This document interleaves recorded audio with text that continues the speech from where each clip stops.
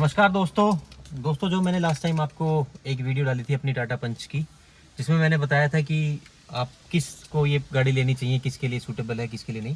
तो मैंने base model लिया है पंच का। तो उसमें मैंने बोला था कि मैं ये बताऊंगा लोगों को कि आपको जो बेस मॉडल लेने के बाद उस गाड़ी में क्या क्या मॉडिफिकेशन करानी चाहिए, जिससे कि आपकी जो, मैं ज़्यादा नहीं कहूँगा पूरी प्रॉपर मॉडिफाई कराओ या सारी सब कुछ चेंज करवाओ।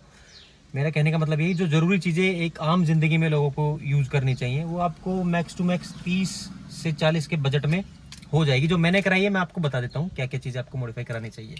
तो ये मेरे टाटा पंच का बेस मॉडल है। तो गाइज मेरा जो प्लान था मैं आपको बताऊं, मेरा प्लान था ये टाटा पंच बेस तो नहीं, बेस से ऊपर रिदम लेने का था, क्योंकि उसमें फीचर थे, म्यूजिक सिस्टम था, हारमन के साउंड सब कुछ आ रहा था। लेकिन मैं आपको एक ज़रूरी बात बता देना चाहता हूँ, जिस भाई को भी रिदम लेने का मन है पंच का, तो उसमें आप सीधे सीधे 20,000 रुपये के नुकसान में जा रहे हो, जिसका मैं आपको प्रूफ दे दूंगा कि क्यों ऐसा है। क्योंकि जो बेस का जो प्राइस है, मैं एक्चुअल में भी गुरुग्राम डिस्ट्रिक्ट से बिलोंग करता हूँ। यहाँ पे क्या है, 5,99,000 रुपये बेस पंच बेस का प्राइस है, ठीक है। और मैं जब डीलर के पास गया तो उन्होंने मेरे को प्राइस बताया पंच रिदम का, पंच प्योर रिदम का, वो था 6,34,900 रुपये। चलो ठीक है, उसमें कोई प्रॉब्लम नहीं है मेरे को उसमें पे करने के लिए।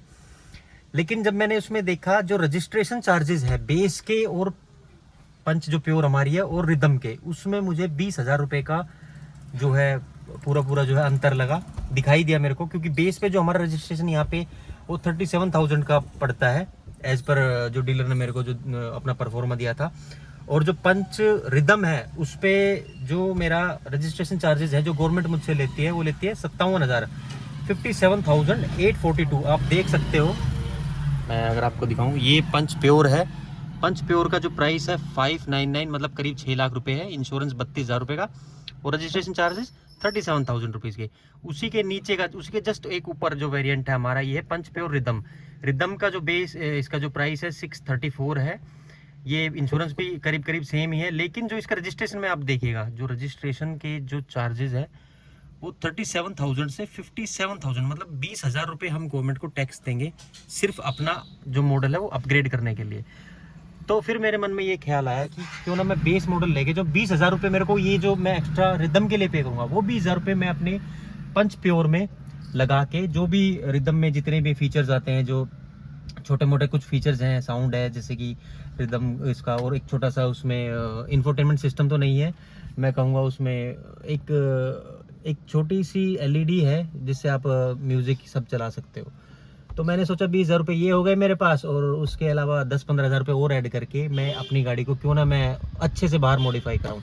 तो मैंने 20,000 रुपये का तो वो फ़ायदा लिया, और उसके बाद मैं सीधा कहाँ, अपना हर किसी को पता है यहाँ गुड़गांव के पास तो पड़ता ही है, सीधा करोल बाग अपनी गाड़ी को ले गया। मैं आपसे कहूँगा, ज़रूरी ये नहीं है आप लोगों के लिए कि आप करोल बाग ही जाओ अपनी गाड़ी को मॉडिफाई कराने के लिए, आप कहीं से भी करा सकते हो। बस आपको जो है, आप जो भी पार्ट अपनी गाड़ी में डलवा रहे हो उसकी आपको प्रॉपर नॉलेज होनी चाहिए, और उसकी जेन्युइनिटी का पता होना चाहिए कि आप क्या डलवा रहे हो और उसका क्या इफेक्ट हमारी गाड़ी पे पड़ेगा और आपकी ज़रूरत क्या है। तो मेरी जो ज़रूरत थी उसके हिसाब से मैंने जो जो चीज़ें डलवाई गाड़ी में, मैं आपसे शेयर करना चाहता हूँ, बता देता हूँ। सबसे पहला क्या है, जो आपको पता है, जो पंच जो बेस जो मॉडल है उसमें क्या है, जो कीज़ होती हैं आपकी, उसमें जो है सेंटर लॉक नहीं दिया होता। तो मैंने ये सेंटर लॉक कराया है दोनों। एक में तो इन्होंने चाबी के अंदर ही करके दिया है, ये डीएस कोई आरडी कोई कंपनी है, उन्होंने करके दिया है, 1 साल की वारंटी दी है। ये देखिए चाबी में ही करके दिया है, ये इसमें बटन है ये लॉक अनलॉक का, और एक चाबी के साथ इन्होंने दिया है, दोनों की के साथ ये दिया है। ये करीब इन्होंने मेरे को करके दिया 4,500 रुपये की करके, 1 से 1.5 घंटा उन्होंने लिया था, कर दिया था। सेकेंडली चीज़ जो मेरे को मेरी गाड़ी में जो लग रही थी मुझे करानी चाहिए, जो ज़रूरी है, वो सबसे बड़ी चीज़ सबको पता है, म्यूज़िक सिस्टम होता है। म्यूज़िक आपको ज़रूरी होता है किसी भी गाड़ी में अगर आप जाते हो। तो मैंने अपनी गाड़ी में, जो आप देख तो नहीं पाओगे अभी खैर, लेकिन यहाँ पे जो है ये बेस में यहाँ पे स्पेस दिया होता है, आप यहाँ पे अपना इंफोटेनमेंट क्या बोलते हो, कंपोनेंट लगवा सकते हो। तो मैंने JBL के कंपोनेंट सिस्टम इसमें लगवाया है। और उसके साथ साथ फिर मेरे को ज़रूरी थी चीज़, मेरे को चाहिए थी कि भाई मैप वैप, तो ये सारी चीज़ें आज के जो है यूज़ टू हो चुकी हैं, जिसमें लोगों को अपना एंड्रॉयड कनेक्ट करना पड़ता है। तो उसके लिए मेरे को एक अच्छी सी एलईडी चाहिए थी, मतलब जिसको हम इंफोटेनमेंट सिस्टम बोलते हैं। तो उसके पास थी बहुत सारी एलईडीज, उन्होंने मुझे दिखाई, कुछ कंपनियां थी, मैं नाम भूल गया हूँ, तो उसने दिखाई। लेकिन मेरे को, मैं थोड़ा सा इस मामले में थोड़ा सा चूजी हूँ, तो मैंने क्या किया, मैंने जो सबसे बेटर जो क्वालिटी है, जो सबसे अच्छी कंपनी की जो इंफोटेनमेंट सिस्टम है मैंने वो इंस्टॉल कराया है, क्योंकि मेरे हिसाब से जो मेरा मानना है, जो ये इंफोटेनमेंट सिस्टम होते हैं ना, अगर आप थोड़ा सा चीप लेते हो तो उसमें क्या प्रॉब्लम आती है, वो एक तो हीट बहुत होते हैं, हीट करते हैं बहुत ज़्यादा। और अगर आप किसी अच्छी कंपनी का लेते हो तो आपके दिल में एक तसल्ली सी होती है कि हाँ यार मैंने कुछ ब्रांड की चीज़ लगवाई है, तो फिर आप थोड़ा सा बेफिक्र होके उसको चलाते हो। और जब आप उसको ऑपरेट करते हो ना, तब भी आपको एक फील आता है कि हाँ यार आप कोई चीज़ चला रहे हो। तो उसके बाद मैंने ये जो है एलईडी लगवाई है, आप देख सकते हो, ये है, ये इसका ब्रांड है ब्लापोंक की एलईडी है। इसका आप जो है रिस्पॉन्स देख रहे होंगे, इसका कैसा रिस्पॉन्स है।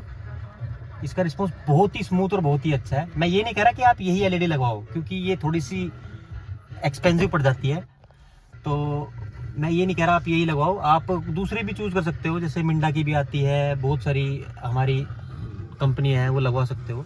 तो दोस्तों मैं ज़्यादा इसके बारे में आपको बता ही चुका हूँ, तो इसका मैं सीधे सीधे आपको प्राइस बता देता हूँ। ये मेरे को जो है ये एलईडी उन्होंने 17-17.5 के करीब मेरे को दी है, ये एलईडी 17,500 की, जिसके साथ मेरे को 8,000 रुपये के मैंने जो JBL के इसमें अपने कंपोनेंट लगवाए हैं, जिसका साउंड बहुत ही अच्छा है, मतलब स्मूथ है, अच्छा है। अब मैं ये नहीं कहूँगा कि जो लोग बेस ट्यूब लगा के घूमते हैं वो है, ऐसा कुछ नहीं है, ठीक है, नॉर्मल यूज़ करने के लिए बेटर है, अच्छा साउंड देता है आपको। अगर आप नॉर्मल डेली यूज़ करते हो, आपको स्मूथ साउंड पसंद है, तो उसके लिए बेटर है। तो उसके बाद मैंने दूसरी जो इसमें इंस्टॉलमेंट कराई अपनी गाड़ी में, वो ये है हमारी स्टीयरिंग कंट्रोल की। तो आपको पता है आज के टाइम पे स्टीयरिंग कंट्रोल कितने ज़रूरी हैं। ड्राइव करते टाइम आपको गाना चेंज करना है, फ़ोन उठाना है, बात करनी है, कुछ भी है आपको, तो अपने मोड चेंज करने हैं, उसके लिए ये स्टीयरिंग कंट्रोल मैंने लगवाए हैं इसमें। और मैं आपको एक बार बताना चाहता हूँ, जो ये एलईडी है, इसके साथ मेरे को ये माइक भी मिला है, जिससे मैं फ़ोन पे बात कर सकता हूँ अपना ब्लूटूथ कनेक्ट करके। ये माइक इन्होंने यहाँ इंस्टॉल कर दिया है। कुछ लोग यहाँ कराते हैं, कहीं भी करा सकते हो, आपकी चॉइस होती है, कहीं भी करा सकते हो। ये आपका स्टीयरिंग कंट्रोल हो गया, इंफोटेनमेंट सिस्टम हो गया, और आपकी ये सेंटर लॉक हो गया। फिर जो सबसे एक और ज़रूरी चीज़ है, वो हमारे सीट कवर्स होते हैं। मैंने सीट कवर डलवाए अपनी गाड़ी में, इनको बोलते हैं बकेट, बोलते हैं कि बकेट टाइप कवर है। ये मैंने डिज़ाइन चूज़ किया है। ये उन्होंने करीब मेरे को 4,500 के करीब में उन्होंने ये पूरा करके दिया है। और उसके बाद मैं आपको बताऊं, मैंने मैट लगवाया अपनी गाड़ी में, ये मैट है। ये मैट लगवाने से पहले मैंने नीचे इसमें एक कोटिंग भी कराई है, ये आप देख सकते हो। इसको उन्होंने पहले ये कर दी, उसके ऊपर मैंने ये मैट लगवाए हैं, ताकि जो है पानी हमारा गाड़ी में कई बार आ जाता है, तो उसकी एक तरह से सेफ्टी लगा लो, सेफ्टी के लिए है। 2,000 रुपये का वो किए थे, और ये मैट 1,500 या 1,600 रुपये के में इन्होंने पूरे मेरे को मैट डाल के दिए हैं।